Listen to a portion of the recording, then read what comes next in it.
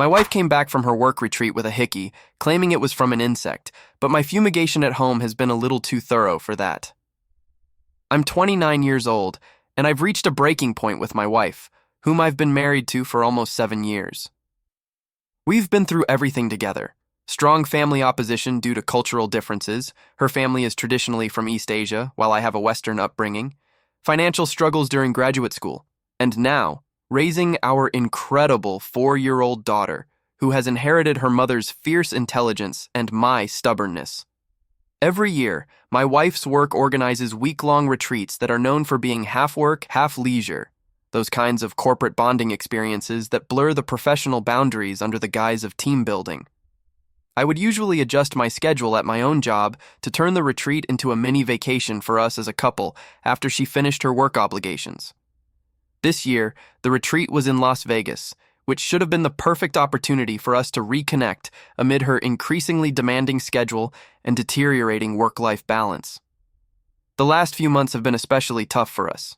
My wife received a huge promotion that almost doubled her salary but tripled her responsibilities.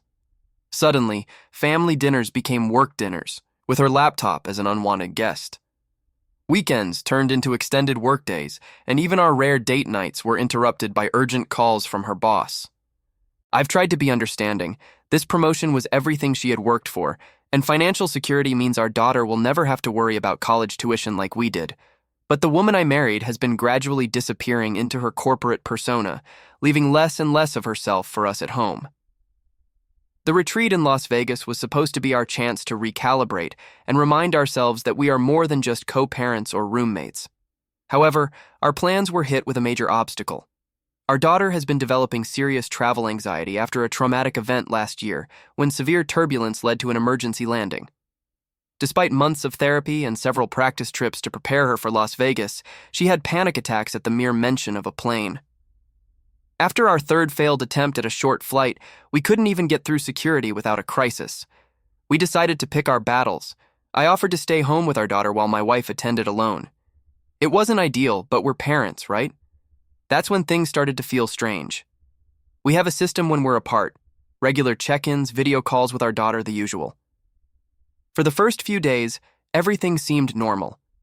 My wife called as soon as she landed, video called during her lunches to show our daughter the famous Las Vegas fountain, and sent her usual goodnight message with about 20 heart emojis. Then it was like someone flipped a switch.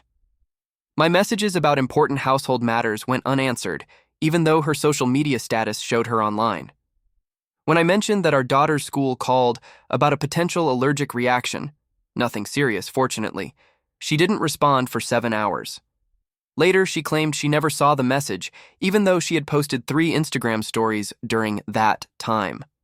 Our calls became shorter, with her always rushing to hang up at moments that didn't seem to align with retreat activities.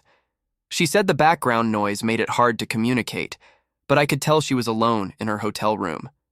The real gut punch came when she canceled the virtual birthday celebration for our daughter. Our daughter's actual birthday fell during the retreat, so my wife had promised her a special video call with virtual candles and a synchronized cake cutting. I had the same cake at home that my wife had ordered in her hotel room. Our daughter was beyond excited, talking about it for days, drawing little pictures to show her mom, even wearing her favorite princess dress for hours before the call. The time arrived and we called. But my wife explained that she had important people in her room after a seminar and couldn't do the celebration over the phone. I could see a group of about 5 people dressed casually in business attire, relaxing in her hotel suite with drinks in hand. None of them looked particularly important, nor like they were in the middle of a serious work discussion. In fact, I could clearly hear laughter and what sounded like background music. Then my wife tried to make me the villain, wanting me to be the one who gave her permission to break a promise to a 4-year-old just so she could continue with her impromptu party in the hotel. I refused. I told her that it was her decision and that she should explain it to our daughter herself. What followed was the saddest thing I've witnessed. My wife explained to our daughter, dressed as a princess with her drawings in hand and cake ready, that Mommy had important work friends and they would celebrate her birthday another day. She promised to make it up the next day, hung up and left me consoling our daughter, who was crying uncontrollably. That compensation never came. I only received a brief message in the morning with excuses about a supposed food poisoning, that sounded more like a hangover. While going through the retreat's social media updates, something else caught my attention. In almost every photo and video, there's a colleague who is practically glued to her. This guy is a new hire who my wife was assigned to mentor, and he has never sat right with me. He's one of those people who gets overly friendly at company events, calling her by cheesy nicknames and texting her at inappropriate hours with work-related questions. In one photo in particular, he has his arm around her waist in a manner that feels inappropriate. This guy already has a history of crossing boundaries. Once he sent my wife a message saying she was exactly the type of woman he needed to keep him in line, something she showed me, laughing as if it were a joke.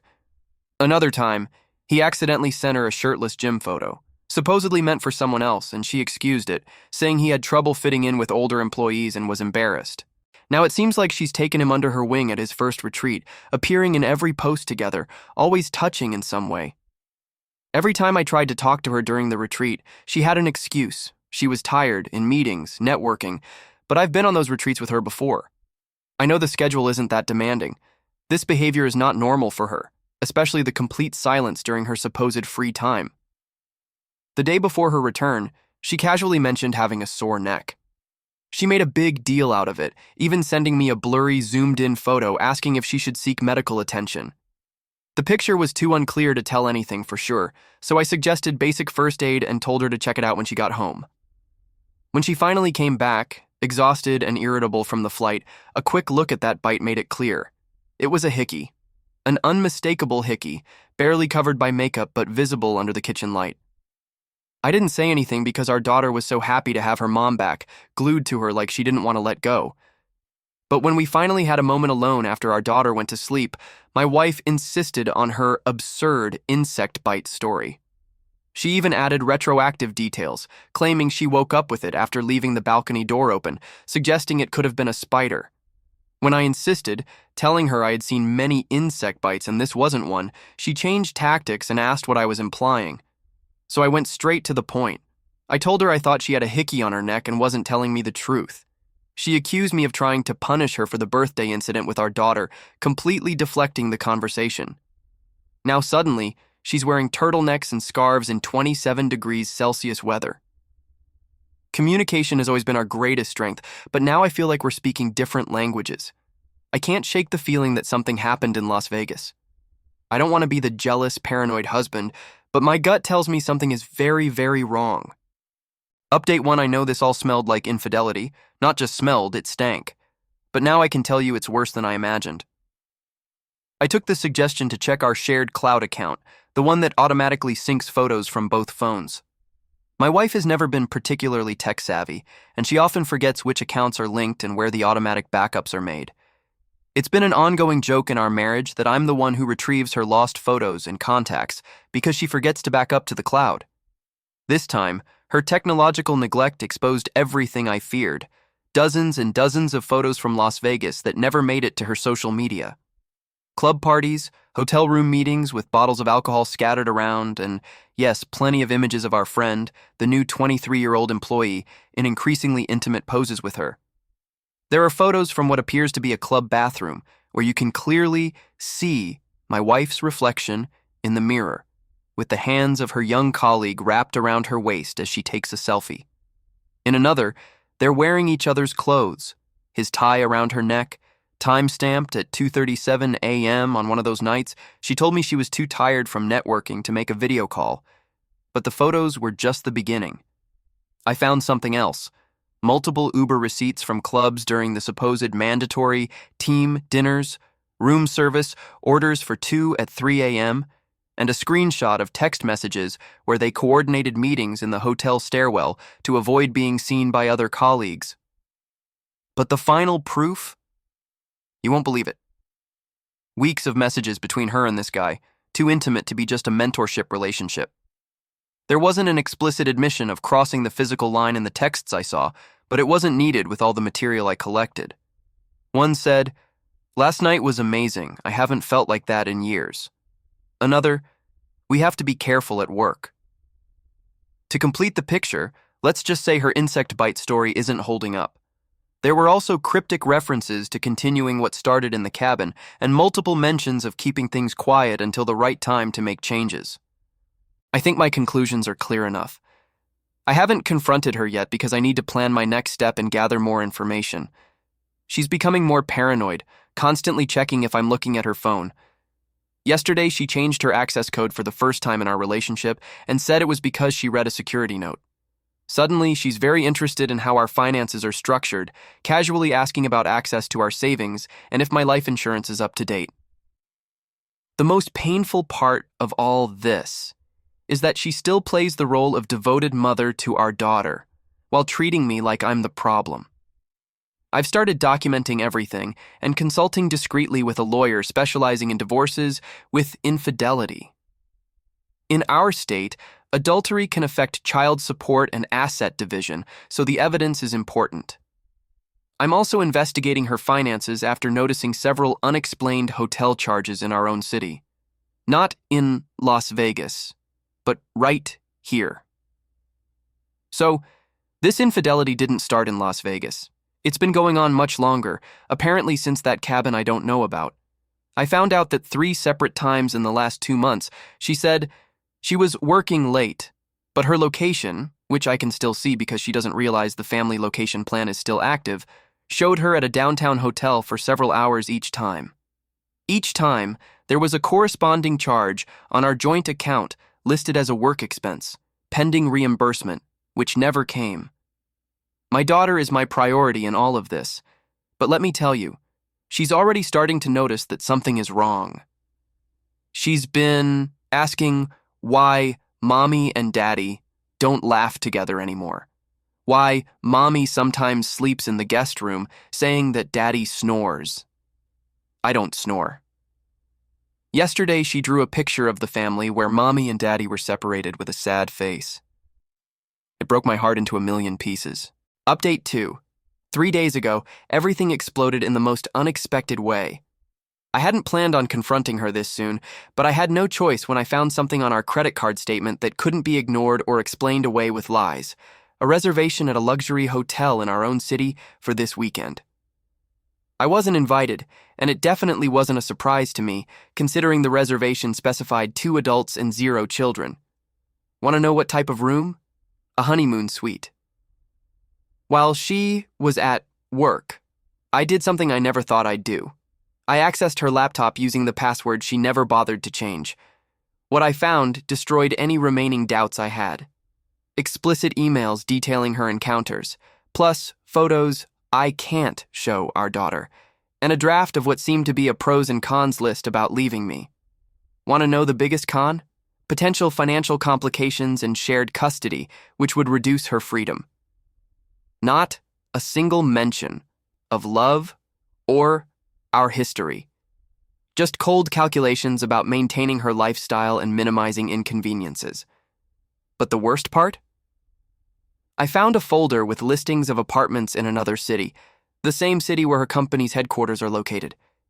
She'd been planning to request a transfer, taking our daughter with her, of course, to be closer to her job opportunities, and evidently to move in with her younger lover. When she got home that night, I simply placed the printed statement on the kitchen counter and waited for the expression on her face when she saw what I had found. That was enough confirmation. But what followed was unexpected. She didn't deny it or try to minimize it. She just started crying in front of me, hoping I would feel sorry for her. Between sobs, she admitted she had an emotional connection with her coworker and crossed the line in Las Vegas. She swore it was just a small kiss. Yes, apparently that hickey was the only physical contact. She claimed she had been planning to end it this week, which is why she booked the hotel, to have a private place to break up with him. Of course, that's why she reserved a romantic suite with champagne service, so when she told him it was over, they could have a drink to unwind. Please, the logic here is absurd. I asked her how many times something like this had happened before Las Vegas. Her silence said it all. Eventually, she admitted this wasn't her first emotional indiscretion. There had been others, though she insisted none had been physical. Oh, great, I said. I asked about the hotel charges in the past few months. She said, oh no, those were work events. She really tried to justify it, saying with him she felt young and appreciated, that after becoming a mother and wife, it felt good to, for a moment, not be a mom, but a desired woman. But that was it. The irony of me staying home with our daughter while she went out to feel young with another man didn't escape me. She didn't mention the apartment search or the transfer request. Clearly, she thought this partial confession would be enough to calm me down. But when I confronted her with what I found on her laptop, I saw true panic. She insisted the apartment search was just her exploring options in case a future promotion required her to move. The pros and cons list, supposedly something her therapist suggested. Yes, a therapist I didn't even know existed. She was trapped in the lie, so she kept lying to get out of it, even when it made no sense. After what must have been 2 hours, she begged me for another chance. I told her I needed time to think clearly. This wasn't the immediate forgiveness she had hoped for.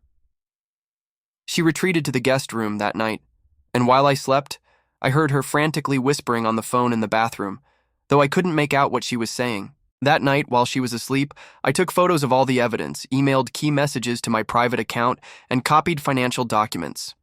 Then I found something else. She had opened a separate bank account recently and had been transferring small amounts from our joint savings account almost every day. Not enough to be obvious right away, but in the past 6 months, it added up to nearly $27,000. Call me paranoid, but I've read too many stories of cheating partners preparing escape routes while playing the remorse card. The next morning, I contacted her company's HR department, introduced myself as her husband, and requested a confidential meeting. I didn't mention infidelity directly, but I asked about their policy regarding relationships between mentors and their assigned mentees. I asked if there were specific rules about disclosing conflicts of interest. The HR person sounded very interested in this hypothetical question and asked for more details. I told them I'd provide more information soon. I then contacted our bank and froze our joint savings account, citing suspicious activity. I moved half of the accessible funds from our checking account to a separate account that only I have access to, not to hide money, but to protect my daughter and me in case the situation worsens. I'm not naive enough to think this will end with tears and renewed vows. My wife has been sending me messages from her work that are kind of apologies, mixed with subtle insinuations that I share the blame for the state of our marriage. She's telling our mutual friends that we're working on some issues, but assuring them everything will be fine.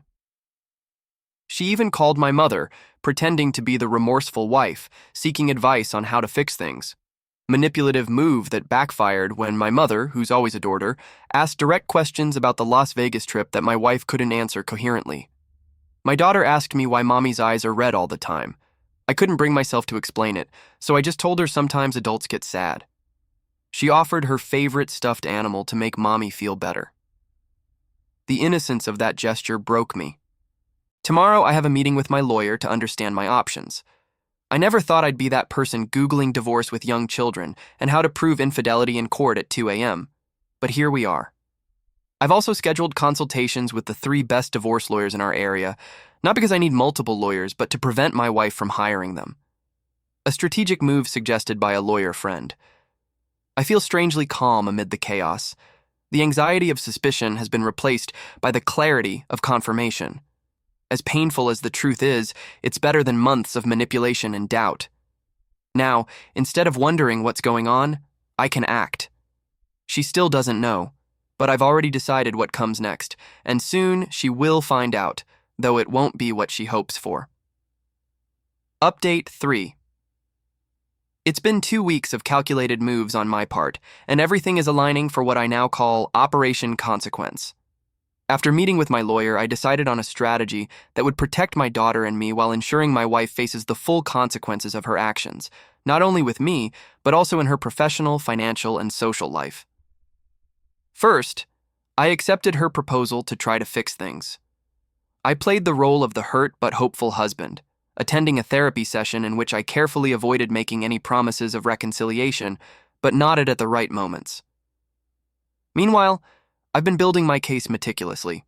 I sent all the evidence of the infidelity to my secure email and backed it up on storage drives that my wife doesn't even know exist.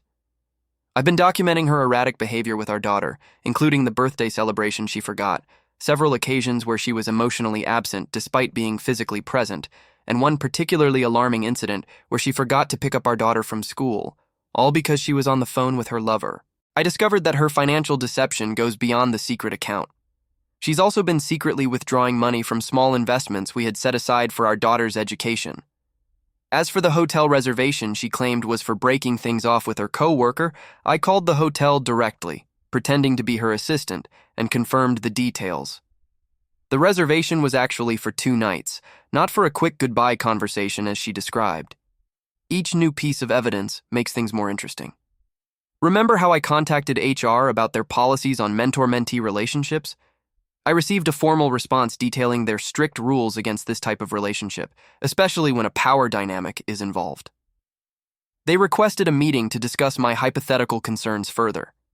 That meeting happened yesterday, and I came prepared with a perfectly organized portfolio containing copies of text messages, photos, a timeline of events, hotel receipts, and screenshots proving that my wife, in her role as supervisor, had maintained an inappropriate relationship with her mentee during work hours and at company-sponsored events.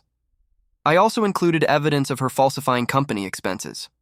When I finished, they assured me that they would take the matter as seriously as it deserved and asked me to remain discreet while they conducted their own internal investigation.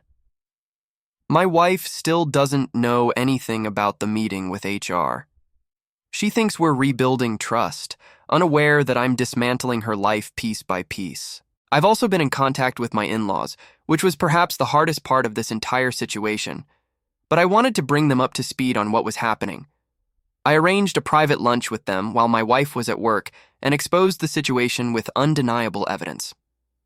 I knew I could count on them and that they wouldn't side with an unfaithful daughter.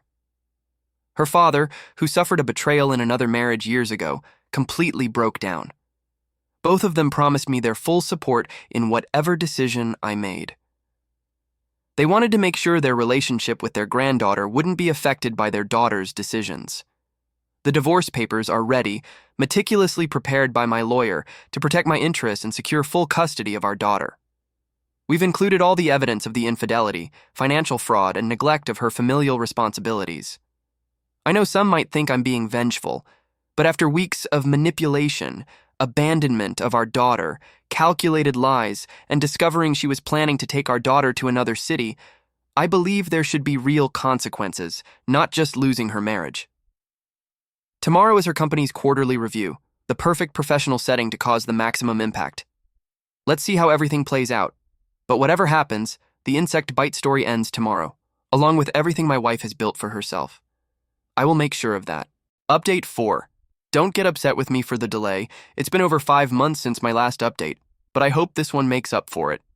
The day everything collapsed at her work was almost anticlimactic. During a company meeting, her boss announced that they were making changes due to concerns about how things had been handled. Immediately after, my wife and her young lover were taken to a separate room.